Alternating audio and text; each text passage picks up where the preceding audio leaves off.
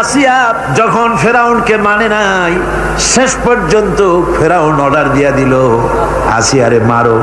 মারার জন্য তক্তার ভিতরে হাজার হাজার প্যারাক মারো। তক্তায় প্যারাক মারা হলো, তক্তাটারে উল্টায় দিল, প্যারাক গুলো খাড়া হয়ে গেল। প্যারাক বোঝেন কিনা? প্যারাক বোঝেন? প্যারাক গুলো খাড়া হয়ে গেল। ফেরাউন বলল, এর উপরে আসিয়াকে ফুট করে শোয়াই দাও, এরপরে চতুর্দিক থেকে পিটাইতে থাকো, যতক্ষণ পর্যন্ত আমার উপরে ঈমান না আনে মারতেই থাকো। প্যারাকের উপরে নারী দেহ আসিয়াকে শোয়াই দেওয়া হলো, আর চতুর্দিক দিয়ে আঘাত করা হচ্ছে। লোহাগুলি শরীরের ভিতরে ঢুকে যাচ্ছে, শত শত লোহা শরীরের ভিতরে ঢুকে যাচ্ছে। এমত অবস্থায় আল্লাহ রাব্বুল আলামিন ডেকে বলেন, ফেরেশতারে, ও আমার ফেরেশতারা, আমার আসমানের সব দরজাগুলি খুলে দাও। আমার আসিয়া মৃত্যুর আগে, প্রাণ বেরিয়ে যাওয়ার আগে আমার জান্নাতটা দেখে যেন প্রাণটা বেরিয়ে যায়।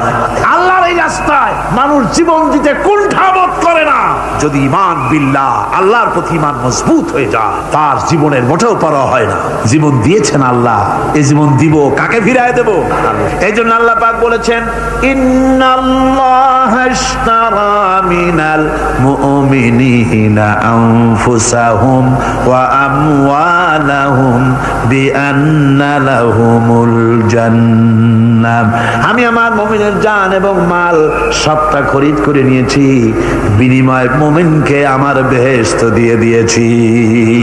তোমার জানটাও আমার, মালটাও আল্লাহ। সুতরাং জান মাল তো আমার, আমার রাস্তায় জান দাও, মাল দাও। মুমিনের এই শক্তি বাড়ে, মুমিনের ভিতরে এই ঈমান সৃষ্টি হয়। আল্লাহর প্রতি ঈমানের কারণে নির্ভীক সে বীর হয়ে যায়। তার ধারণা এটা হয়, ঈমানের ব্যাপারে মজবুত হয় যে পৃথিবীর সমস্ত শক্তি একত্রিত হয়ে যদি আমাকে চেষ্টা করে, আমার এক গাছা পশম বাঁকা করতে পারবে না, যদি না আল্লাহর হুকুম না থাকে। সুবহানাল্লাহ। কোরআনে কারিমে রব্বুল আলামিন বলেন, ওয়া মা হুম বিদারিনা বিহি মিন আহাদিন ইল্লা বিইজনিল্লাহ। আল্লাহ রব্বুল আলামিনের সুস্পষ্ট কথা হলো এই যে আল্লাহর বিনা অনুমতিতে কেউ তোমার কোনো ক্ষতি করতে পারবে না। জোরে কোন সুবহানাল্লাহ। কেউ ক্ষতি করতে পারবে। আবার নির্ধারিত সময় আসার আগে মৃত্যু তোমার হবে না। মৃত্যুর যখন নির্ধারিত সময় হবে তখনই মৌত হবে, এর আগে হবে না। আল্লাহ পাক বলেছেন, ওয়া মা কানা লিনাফসিন আন তামুতা ইল্লা বিইযনিল্লাহি কিতাবাম মুআজ্জালা। আল্লাহ পাক বলেন, আমার নির্ধারিত সময় আসার আগে, এক সেকেন্ড আগে মরবে না, এক সেকেন্ড পরেও মরবে না। অনেকে বলে অমুকের অকাল মৃত্যু হয়েছে, বলে না?